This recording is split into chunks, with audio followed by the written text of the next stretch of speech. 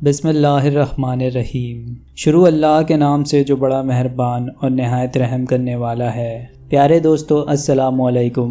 امید ہے کہ آپ سب خیریت سے ہوں گے۔ کفر و شرک میں ڈوبی ہوئی قوم نے شیطان کی پیروی کرتے ہوئے 5 بڑے بت بنا لیے اور ان کی عبادت کرنے لگے۔ یہی وہ پہلی قوم تھی جس نے بت پرستی شروع کی۔ حضرت ادریس علیہ السلام کے پرپوتے حضرت نوح علیہ السلام کو اللہ پاک نے نبوت عطا فرمائی اور اس قوم کی رہنمائی کا حکم دیا۔ حضرت نوح علیہ السلام نبوت کے اعلان کے بعد لوگوں کو ایک خدا کی عبادت کی دعوت دینے لگے۔ آپ علیہ السلام نے 950 سال تک تبلیغ کی، لیکن صرف 80 لوگ آپ پر ایمان لائے اور آپ کی نبوت کا اقرار کر کے اللہ پاک کی عبادت کرنے لگے۔ پیارے دوستو، آج کی اس ویڈیو کا ہمارا موضوع ہے کہ کیوں حضرت نوح علیہ السلام کی بیوی ان پر ایمان نہ لائیں اور کیسے کیسے آپ کی بیوی نے آپ پر ظلم ڈھائے اور آپ کی بیوی کیسے آپ کے بیٹوں کو بھی ورغلاتی رہی اور انہیں اپنے ہی باپ کے خلاف استعمال کرتی رہی۔ مختلف تفسیروں اور تاریخی کتابوں میں حضرت نوح علیہ السلام کی بیوی کو مختلف ناموں سے پکارا گیا ہے، لیکن مشہور اور متفقہ یہی ہے کہ اس عورت کا نام وائلہ تھا۔ یہ برسوں حضرت نوح علیہ السلام کے ساتھ رہیں اور اس سے حضرت نوح علیہ السلام کا ایک جواں سالہ بیٹا کنعان بھی تھا۔ اس کے علاوہ باقی تینوں بیٹوں کے نام حام، سام اور یافس تھے، جو کہ حضرت نوح علیہ السلام کی دوسری بیوی سے تھے جو ایمان لے آئی تھیں۔ لیکن وائلہ اور اس کے بیٹے کنعان نے حضرت نوح علیہ السلام کی رسالت کو نہ مانا اور آپ کو ساری زندگی اذیتیں دیتے رہے۔ جب حضرت نوح علیہ السلام نے اعلان نبوت فرمایا تو قوم کے لوگوں نے ان کی دونوں بیویوں کے رشتہ داروں کو اکٹھا کر لیا اور حضرت نوح علیہ السلام کے گھر بھیج دیا تاکہ وہ اس نئے دین کی دعوت دینا بند کر دیں، نہیں تو پوری قوم مل کر نوح کے گھر کا گھیراؤ کر لے گی۔ روایتیں ملتی ہیں کہ جیسے ہی اپنے رشتہ داروں کو وائلہ نے دیکھا تو اعلان کر دیا کہ میں اور میرا بیٹا کنعان ہم دونوں نوح کی کبھی بھی پیروی نہیں کریں گے، اور وائلہ نے اپنی قوم سے وعدہ کیا کہ وہ حضرت نوح علیہ السلام کو اس نئے دین کی تبلیغ سے ضرور روک لے گی۔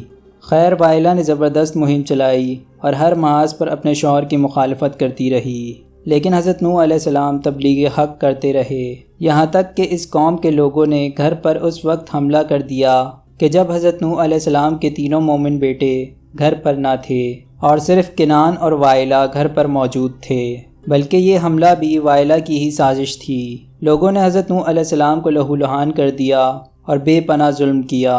وائلہ نے جب دیکھا کہ یہ لوگ حضرت نوح علیہ السلام کی جان ہی لے لیں گے تو ان کو یہ کہہ کر روک دیا کہ اب سے میرے شوہر تبلیغ دین سے باز آ جائیں گے۔ مزید کہنے لگی کہ اے میری قوم کے لوگوں، نوح تو دیوانے ہو گئے ہیں، تم انہیں مار مار کر اپنی مرضی کے مطابق نہیں بنا سکتے، تم انہیں مت مارو، یہ جو کچھ کہتے ہیں حالت دیوانگی میں کہتے ہیں، مجھے خود بھی نہیں معلوم کہ یہ کیا کہہ رہے ہیں۔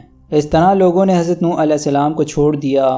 حضرت نوح علیہ السلام کو اپنی بیوی کی ان باتوں سے بہت تکلیف پہنچی۔ انہوں نے پہلی بار خدا سے شکایت کی کہ خدایا، میں کافروں میں گر گیا ہوں، اگر یہ لوگ مومن نہیں ہو سکتے تو ان کو تباہ و برباد کر دے۔ قوم نوح علیہ السلام کا حال یہ ہو گیا تھا کہ مرنے سے پہلے ہر بندہ اپنی اولاد کو نصیحت کرتا تھا کہ نوح دیوانے کی باتوں پر کان نہ دھرنا۔ پھر جب اللہ پاک نے وحی کی کہ جو ایمان لا چکے ان کے علاوہ اب آپ پر کوئی ایمان نہ لائے گا، تو پھر آپ نے بارگاہ الہی میں مناجات کی اور آپ کی دعا قبول ہوئی اور اللہ پاک نے آپ کو ایک کشتی بنانے کا حکم دیا۔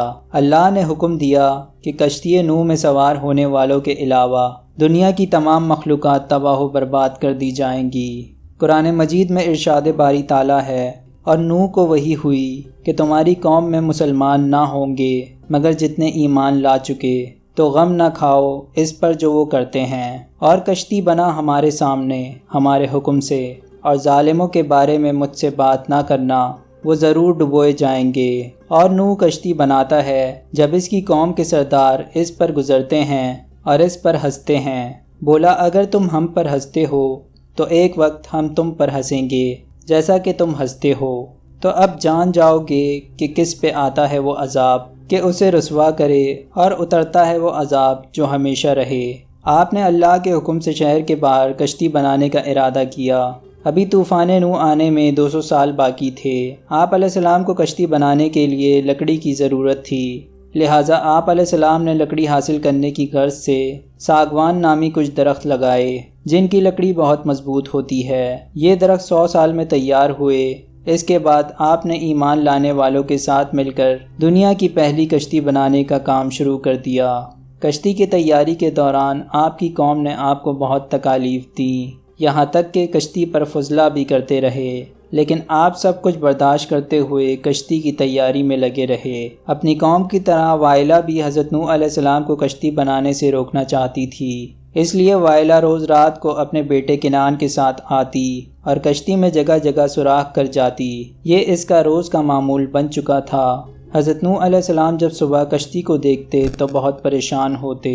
جب لوگوں سے پوچھتے تو لوگ کہتے کہ ہمیں تمہارے تختوں میں کوئی دلچسپی نہیں ہے۔ خیر، ایک دن حضرت نوح علیہ السلام نے سارا دن تختوں کو جوڑنے میں لگایا اور شام کو اللہ پاک سے دعا کی کہ اے میرے خدا، جو بھی آج رات میرے تختوں میں سوراخ کرے تو اس کے ہاتھ کو بے جان کر دے۔ صبح جب حضرت نوح علیہ السلام نے دیکھا کہ پھر سے تختوں میں سوراخ ہیں تو آپ اپنی قوم میں سے بے جان ہاتھ والے شخص کو ڈھونڈنے لگے۔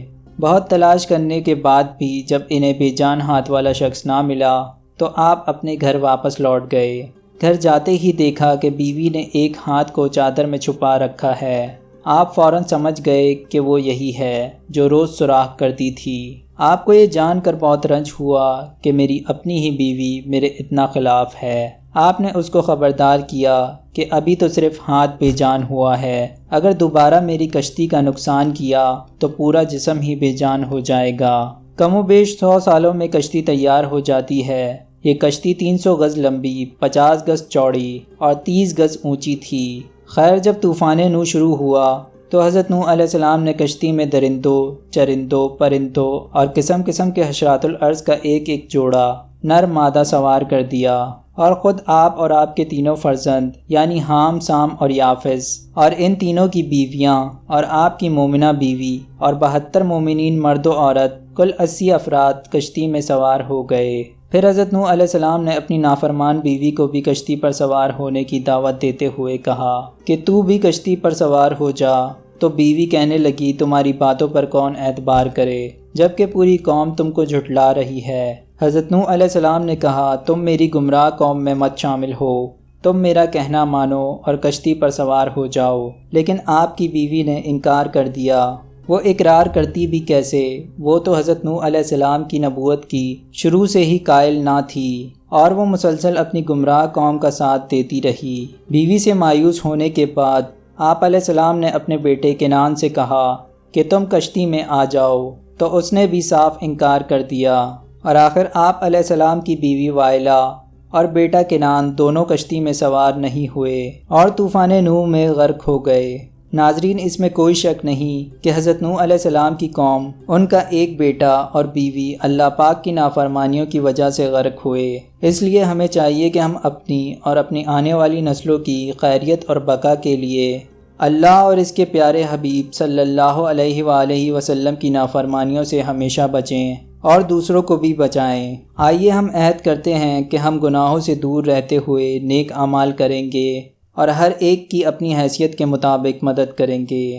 اللہ پاک سے دعا ہے کہ اللہ پاک ہمیں نیک اعمال کرنے کی توفیق عطا فرمائے اور ہم سب کا خاتمہ ایمان پر فرمائے۔ آمین۔